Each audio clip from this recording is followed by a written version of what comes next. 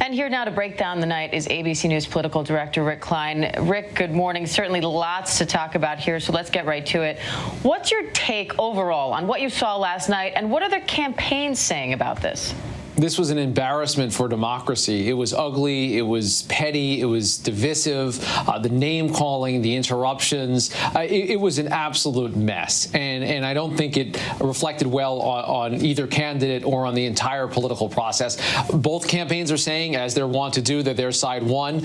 President Trump's campaign going as far as to say it was the best debate performance in the history of campaigns. But, of course, that's not the case. And I think anyone who watched it, including many Trump supporters that we've been talking to privately, acknowledged that this was not a good debate for the president. I think Joe Biden had maybe a slightly better night, but you're grading on a curve here because he did take the bait. There was a lot of name-calling he engaged in as well. I think President Trump deserves a lot of the blame for the way that this debate devolved, but neither candidate particularly distinguished himself, and there just wasn't a lot of positive things that you can say about this. Some of the moments will be remembered. Some of the moments that we just played, I think, are critical to understanding the men, but just an utter and complete mess last night. You know, Rick, given all the talk about Joe Biden's cognitive ability by the president going into this, it seemed like he was maybe trying to trip Biden up and see if he could get him to be confused or to trail off or lose his place.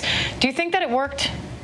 I got some worried texts from Democrats last night where it seemed like Joe Biden was flustered when he was off his game a little bit. He was having a hard time delineating some of the policy positions, and I think he frankly didn't do what he wanted to do in terms of ignoring President Trump. He took the bait a few times and called him a clown, called him a liar, called him the worst president in American history. That may be music to the ears of many Democrats, but it wasn't the message that Joe Biden has been trying to project, which is essentially that of a grown-up. And look, I don't think Joe Biden answered all the questions about his campaign in his abilities in going toe-to-toe with Donald Trump last night. I think he clearly was a more measured performer than Donald Trump, who went off the rails in some more dangerous directions. But I don't think that Biden supporters or Democrats had a lot last night to point to either and say that their man did a great job. I want to talk about a moment that's generating a lot of outrage this morning, and I want to explain it exactly how it happened. Moderator Chris Wallace asked President Trump if he would condemn white supremacist and militia groups and tell them to stand down. Joe Biden then named the Proud Boys as an example, and the president responded saying, "Proud Boys, stand back and stand by." What is the Trump campaign saying about that moment, and what's the reaction to it in general?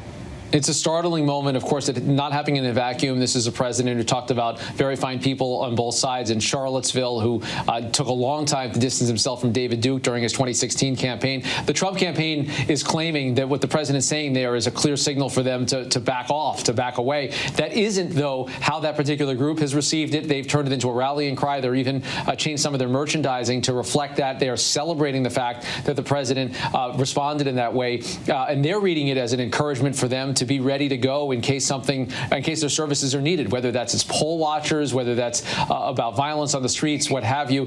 They are celebrating the fact that the president not only did not condemn, but issued what could be viewed as a rallying cry. And again, I think it's important to recognize this president has done this before, and he has consistently refused to call out white supremacists directly when invited specifically to do so. He is very loath to denounce anyone who he perceives as a political supporter in any way.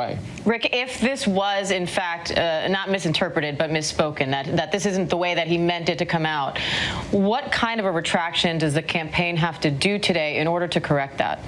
Yeah, we heard from Chris Christie earlier this morning, ABC News contributor and also an advisor to President Trump on debates, who said he needs to clean it up at the first opportunity that he has to.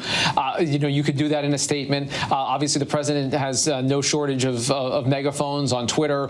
He has access to lots of interview form. You name it, he can do it. He can do it whenever he likes. He can certainly do it well in advance of the next debate in 2 weeks. But there is a growing chorus of folks on his side who say, look, at the very least, you got to try to clean this thing up. Now, some people are saying that given how ugly last night got, that there shouldn't be any more debates this year. I'm guessing that's unlikely, but could we see a format change, maybe a muting of the microphone when it's the other candidate's turn or something like that? Or is seeing how they argue and how they handle these kinds of situations part of the process?